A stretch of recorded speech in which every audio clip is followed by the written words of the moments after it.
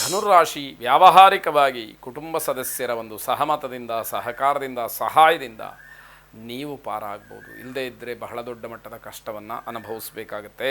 ಮನಸ್ಸಿಗೆ ಬಂದಂತೆ ವರ್ತನೆಯನ್ನು ಮಾಡಿದರೆ ಅನಾಹುತವಾಗುತ್ತೆ. ಇದು ಗೊತ್ತಿರಬೇಕು. ಯಾವುದೋ ಒಂದು ಚಿಕ್ಕ ಮಗುವಾದರೆ ಅದಕ್ಕೆ ತಿಳುವಳಿಕೆಯನ್ನು ಹೇಳ್ಬೋದು, ಹೀಗಲ್ಲ ಹೀಗೆ ಮಾಡು, ಅದು ತೊಂದರೆ ಆಗುತ್ತೆ ಅಂತ.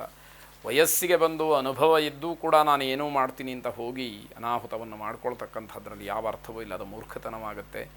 ಆಲೋಚನೆಯನ್ನು ಮಾಡಿ. ಮಕ್ಕಳು ಏನಾದರೂ ಮಾತುಗಳನ್ನು ಹೇಳಿದ್ರೆ ಈ ದಿವಸ ನಿಮಗೆ ಅದು ಶುಭವಾಗಿರುತ್ತೆ. ಆದರೆ ಮಕ್ಕಳ ಮಾತನ್ನು ಕೇಳುವಷ್ಟು ವ್ಯವಧಾನ ನಿಮಗೆ ಇರಬೇಕಾದಂಥದ್ದು. ಸಾಕು ಪ್ರಾಣಿಗಳು ಅಥವಾ ಕಾಡು ಪ್ರಾಣಿಗಳಿಂದ ಸ್ವಲ್ಪ ಮಟ್ಟಿಗೆ ಅಂತರವನ್ನು ಕಾಯ್ದುಕೊಳ್ಳಿ, ತೊಂದರೆ ಇದೆ ಅನ್ನುವಂತಹ ಸೂಚನೆ. ಪ್ರಯಾಣ ಅಥವಾ ಪ್ರವಾಸದಿಂದ ನಿಮಗೆ ತುಂಬ ಪ್ರಯಾಸವಾಗುತ್ತೆ. ಜಾಗ್ರತೆಯನ್ನು ವಹಿಸಿ. ತುಂಬ ಸುಸ್ತು ಪಡ್ತೀರಿ ಪ್ರಯಾಣವನ್ನು ಮಾಡೋದರಿಂದ. ಬೇಕಾಗಿತ್ತಾ ಅಂತ ಹೇಳಿ ಅನಿಸುವಷ್ಟರ ಮಟ್ಟಿಗಾಗುತ್ತೆ. ಚಾಮುಂಡೇಶ್ವರಿಯನ್ನು ಪ್ರಾರ್ಥನೆ ಮಾಡಿ, ವಿಶೇಷವಾಗಿ ಕೆಂಪು ಹೂವುಗಳಿಂದ ದೇವಿಯನ್ನು ಅರ್ಚನೆ ಮಾಡಿ ಪ್ರಾರ್ಥಿಸಿ. ಶುಭವಾಗಿ.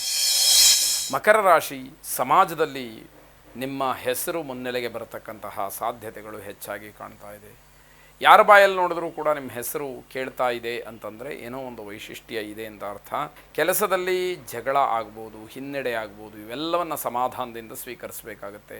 ಜಗಳಕ್ಕೆ ಅವಕಾಶ ಬೇಡ, ಜಗಳ ಮಾಡ್ಕೊಳ್ಳೋದು ಬೇಡ ಅಂತ ಹೇಳಿ ನಾವು ಸಲಹೆಯನ್ನು ಕೊಡ್ತೀವಿ.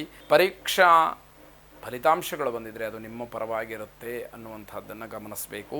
ಅತಿಯಾದಂತಹ ನಂಬಿಕೆ ಮತ್ತು ಉತ್ಸಾಹ, ಅತಿಯಾದಂತಹ ಆಲಸ್ಯ ಇವೆಲ್ಲವೂ ಕೂಡ ನಿಮಗೆ ತೊಂದರೆಯನ್ನು ಮಾಡ್ತಕ್ಕಂಥದ್ದು. ನಿಮ್ಮ ಅಭಿವೃದ್ಧಿಯನ್ನು ಸಹಿಸದೇ ಇರತಕ್ಕಂಥವ್ರು ನಿಮಗೆ ವಿರುದ್ಧವಾಗಿ ನಿಲ್ತಾರೆ. ಇದು ಸಮಾಜದಲ್ಲಿರ್ತಕ್ಕಂಥದ್ದು. ಹೊಟ್ಟೆ ಕಿಚ್ಚು ಅಂತಕ್ಕಂಥದ್ದು ಯಾರನ್ನೂ ಕೂಡ ಬಿಡುವುದಿಲ್ಲ. ಆ ರೀತಿ ಕರ್ಬುತನ ನಿಮ್ಮ ವಿರೋಧಕ್ಕೆ ಕಾರಣವಾಗ್ತಕ್ಕಂಥದ್ದಾಗುತ್ತೆ.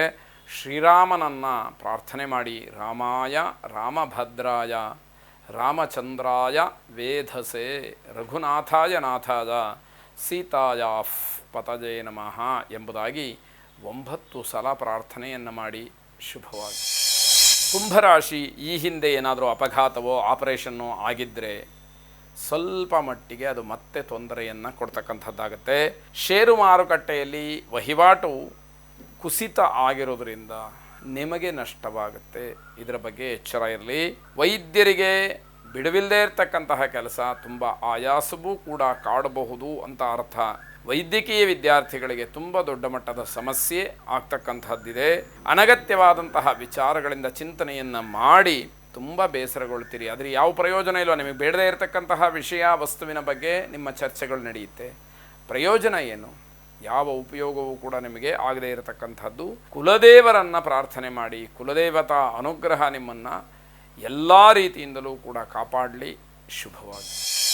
ಕೊನೆಯದಾಗಿ ಮೀನರಾಶಿ, ಕೆಲಸದ ಒತ್ತಡದಿಂದ ಮಾನಸಿಕವಾದಂತಹ ನೋವನ್ನು ಅನುಭವಿಸ್ತೀರಿ. ಹಾಗಾಗಿ ಕೆಲಸವನ್ನು ಆದಷ್ಟು ಒತ್ತಡ ರಹಿತವಾಗಿ ಮಾಡಿಕೊಳ್ಳಿ. ಸಕಾಲದಲ್ಲಿ ಕೆಲಸವನ್ನು ಆರಂಭ ಮಾಡಿ, ಸಕಾಲದಲ್ಲಿ ಮುಗಿಸಿ. ಹಿರಿಯರ ಮಾರ್ಗದರ್ಶನ, ಮೇಲಧಿಕಾರಿಗಳ ಒಂದು ನಿಯಮ ನಿಬಂಧನೆ ಏನಿದೆ ಅದನ್ನು ತೂಚ ತಪ್ಪದಲ್ಲೇ ಪಾಲನೆ ಮಾಡಿ. ಆಗ ನಿಮಗೆ ಸಮಾಧಾನ ಸಿಕ್ಕುವಂಥದ್ದಾಗತ್ತೆ. ಸ್ವಾಭಿಮಾನಕ್ಕೆ ಧಕ್ಕೆ ಬರ್ತಕ್ಕಂತಹ ಸಾಧ್ಯತೆಗಳಿದೆ. ಅದಕ್ಕೆ ಅವಕಾಶ ಕೊಡಬಾರ್ದು. ನಿಮ್ಮ ಸ್ವಾಭಿಮಾನವನ್ನು ಪಣವಾಗಿಟ್ಟು ನೀವು ಕೆಲಸ ಮಾಡ್ತಕ್ಕಂತಹ ಸಂದರ್ಭದಲ್ಲಿ ಅಂತಹ ಸ್ವಾಭಿಮಾನಕ್ಕೆಲ್ಲಾದರೂ ಧಕ್ಕೆ ಬಂದರೆ, ಅವಮಾನವಾದರೆ, ಆತ್ಮಗೌರವಕ್ಕೆ ಚ್ಯುತಿಯಾದರೆ ನೀವು ಸರಿಯಾದಂತಹ ನಿರ್ಧಾರವನ್ನು ಮಾಡಬೇಕಾಗತ್ತೆ. ವಿಜ್ಞಾನ ಮತ್ತು ತಂತ್ರಜ್ಞಾನ ಈ ಎರಡರಲ್ಲೂ ಪರಿಣಿತಿ ಇರತಕ್ಕಂಥವರಿಗೆ ವಿಶೇಷವಾದಂತಹ ಪುರಸ್ಕಾರ ಸಿಕ್ಕುವಂಥದ್ದಾಗತ್ತೆ. ಹಾಗಾಗಿ ನಮ್ಮ ಪರಿಶ್ರಮ ಈ ದಿವಸ ನಮಗೆ ಉತ್ತಮವಾದಂತಹ ಫಲವನ್ನು ನೀಡುತ್ತೆ ಅನ್ನುವಂಥದ್ದು ಸತ್ಯ. ದೀರ್ಘಕಾಲದ ರೋಗಗಳು ತೊಂದರೆಯನ್ನುಂಟು ಮಾಡಬಹುದು. ಯಾವುದು ಗುಣಪಡಿಸೋದಕ್ಕೆ ಸಾಧ್ಯವೇ ಆಗೋದಿಲ್ಲ, ಏನೋ ಸುಮ್ಮನೆ ದಿನಗಳನ್ನು ಕಳೀತಾ ಇದ್ದಾರೆ ಅನ್ನುವಂಥದ್ದಿದೆಯಲ್ಲ, ಅಂತಹ ರೋಗಗಳು ತೊಂದರೆಯನ್ನು ಮಾಡುತ್ತೆ ಅಂತ ಅರ್ಥ. ಪರಮೇಶ್ವರಿಯನ್ನು ಪ್ರಾರ್ಥನೆ ಮಾಡಿ. ಆ ಜಗನ್ಮಾತ ನಿಮಗೆ ಸರ್ವತೋಮುಖವಾದಂತಹ ಅಭಿವೃದ್ಧಿಗೆ ಕಾರಣವಾಗಲಿ, ಅನುಗ್ರಹ ಮಾಡಲಿ. ಶುಭವಾಗಿ.